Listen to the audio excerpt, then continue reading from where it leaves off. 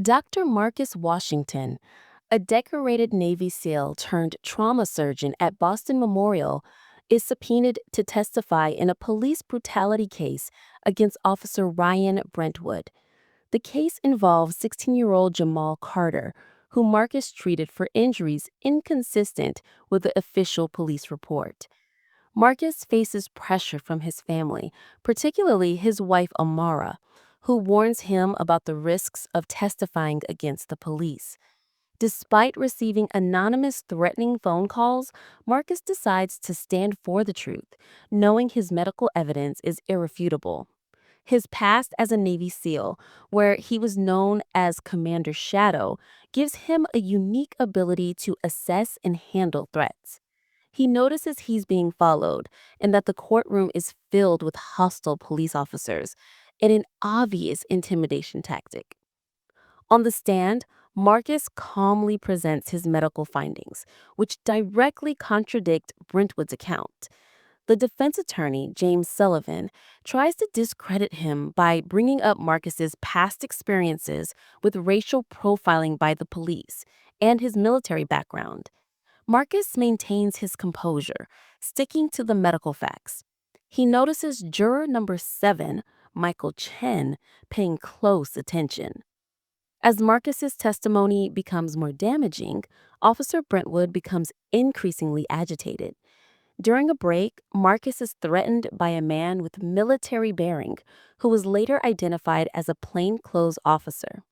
The situation escalates on the second day of testimony when Brentwood, with the judge's tacit approval, lunges at Marcus and kicks him. As Marcus endures the pain and remains calm, a sudden gunshot rings out and Brentwood collapses to the floor, dead.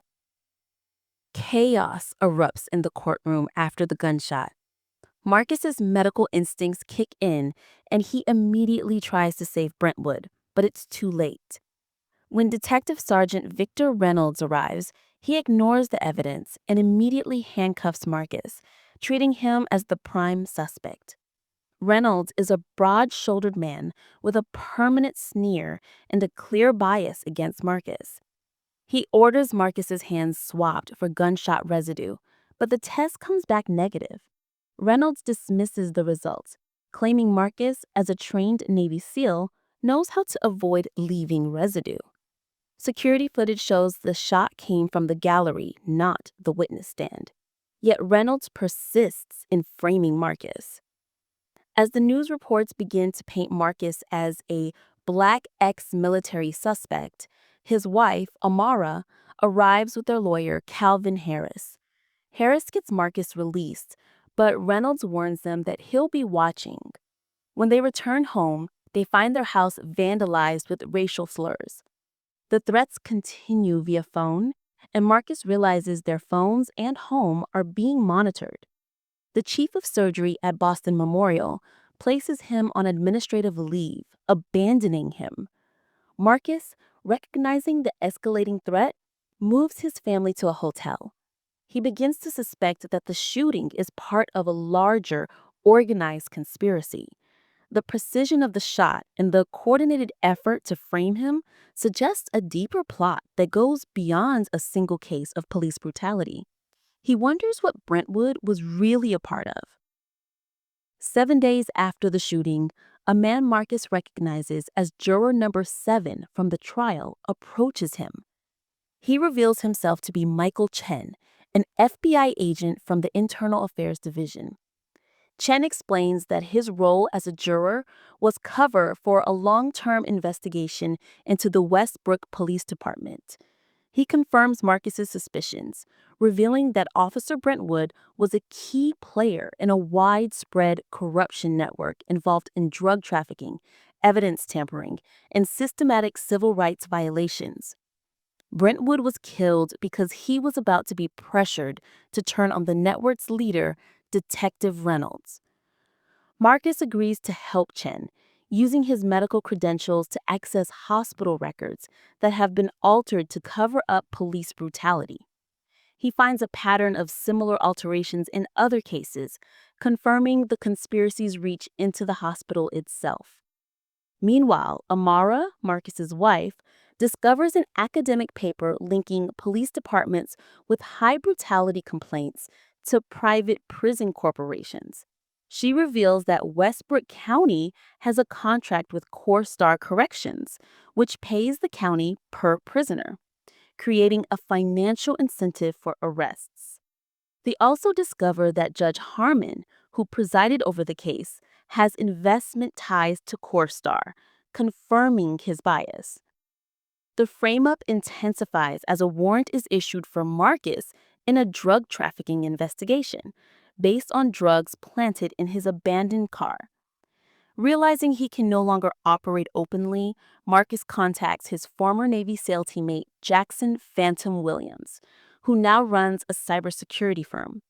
Williams flies to Boston to help Marcus go off book and prove the conspiracy. They set up a base in an abandoned medical clinic, using Williams' expertise to intercept police communications and decrypt messages between Reynolds and his co-conspirators. The digital evidence reveals a disturbing truth. The police are manufacturing criminals to meet the prison's demand, creating a profitable system of targeted incarceration. Marcus and Williams decide to infiltrate the police evidence room to get the original, unaltered case files. Marcus, using his disguise skills, poses as a cleaning contractor and successfully photographs the files. As he leaves, an officer recognizes him, and he has to escape, getting shot in the arm in the process. Back at their headquarters, they find a confidential report hidden in the files. Brentwood was about to become a confidential informant against Reynolds. This confirms that the shooting wasn't random, but a targeted hit to silence him. Further analysis of the courthouse security footage, enhanced by Williams software, reveals the shooter, a court security officer with ties to a private security firm owned by a subsidiary of CoreStar Corrections. The shooter was placed there to eliminate Brentwood before he could expose the conspiracy. Meanwhile, the frame-up against Marcus becomes more brazen. A police raid destroys his home, and he receives a news alert that he's being charged with drug trafficking based on evidence planted in his abandoned car. In an emergency meeting with Dana Mitchell, the prosecutor from the Jamal Carter case, Marcus shares their evidence. Just as they are strategizing, Reynolds and his team ambush them. During the chaotic gunfight, Mitchell is shot, but she gives Marcus a thumb drive with her own evidence. Marcus, using his combat medic skills, performs emergency field surgery on Mitchell and escapes.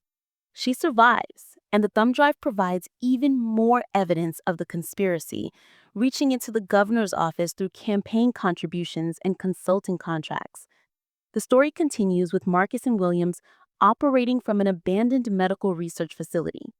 They work tirelessly to compile all the evidence they've gathered into a single comprehensive file.